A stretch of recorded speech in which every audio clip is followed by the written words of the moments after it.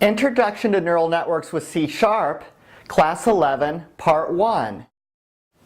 Welcome to Class Session 11 of Introduction to Neural Networks. My name is Jeff Heaton. I will present this class session to you.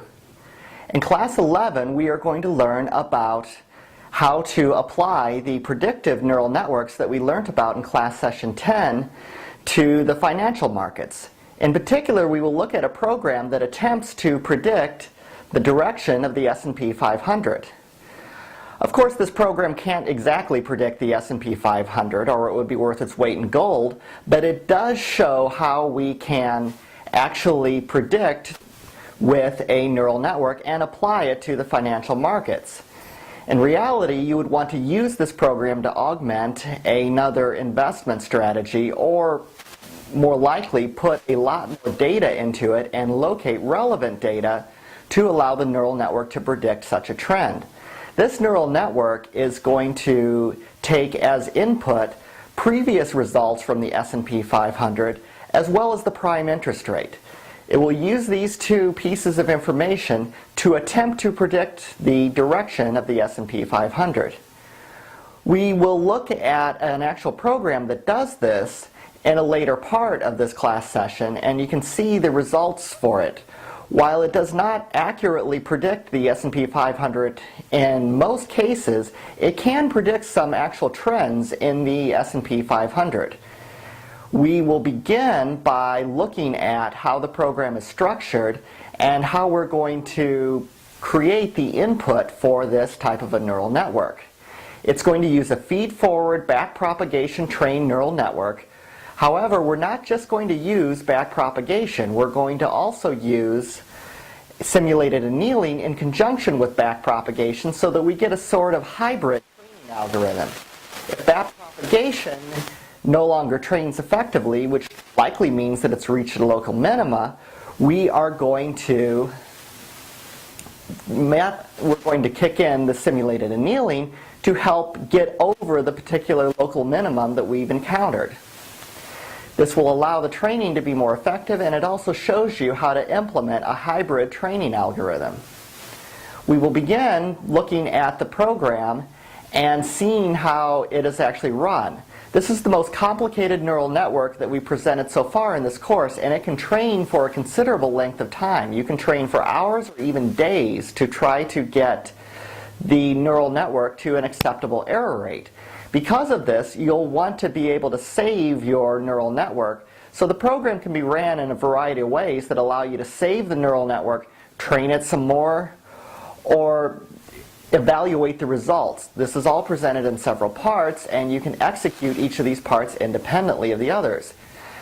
The book companion download also contains a S&P 500 neural network that I trained for several days to try to get the error rate to a reasonably acceptable level. We'll also look at this in a later part of this class session.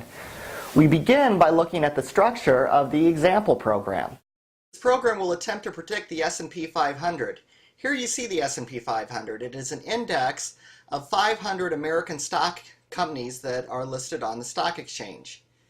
You can see that the S&P 500 has generally increased over time, although here lately it has decreased considerably. We will write a program that will look for patterns in this data and attempt to predict future trends in the S&P 500.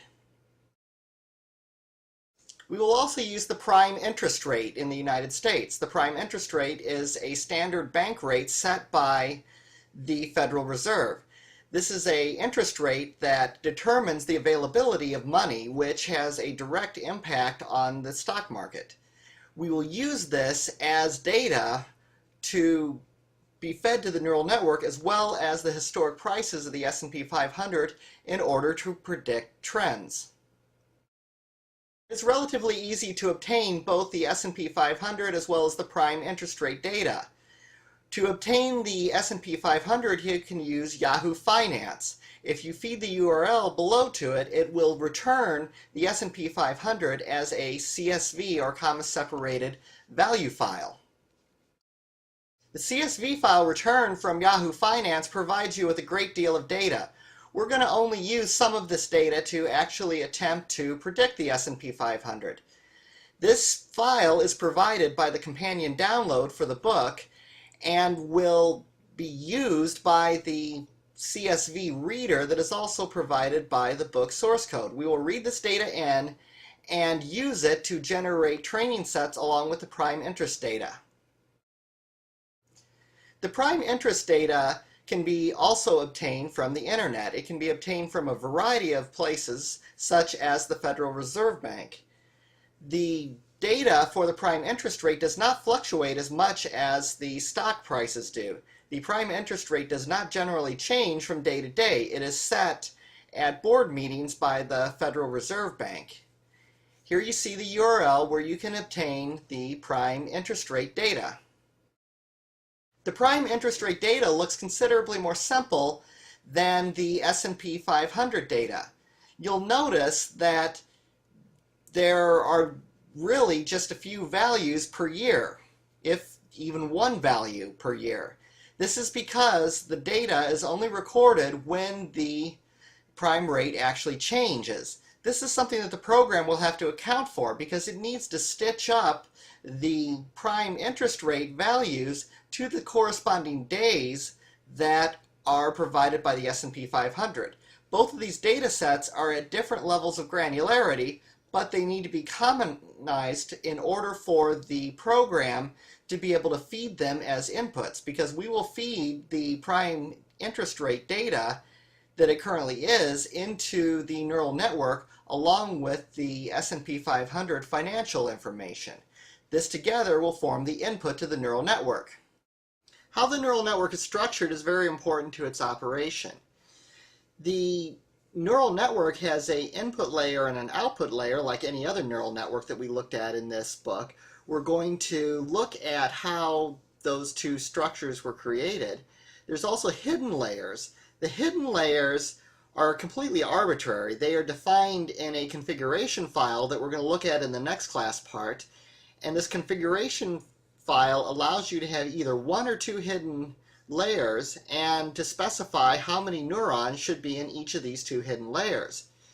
Generally, you'll have just one hidden layer. However, two hidden layers are allowed just in case you want to experiment with seeing if two layers will produce a better result.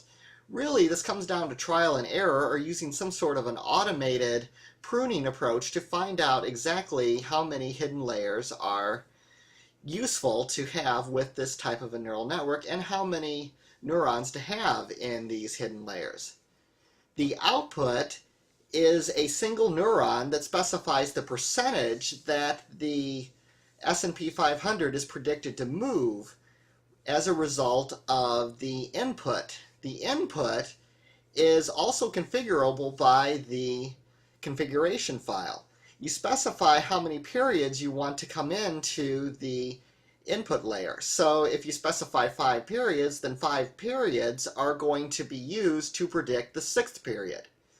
You will use a total of 10 values if you are specifying 5 periods, because we're also using the prime interest rate as well as the trailing historical data from the S&P 500.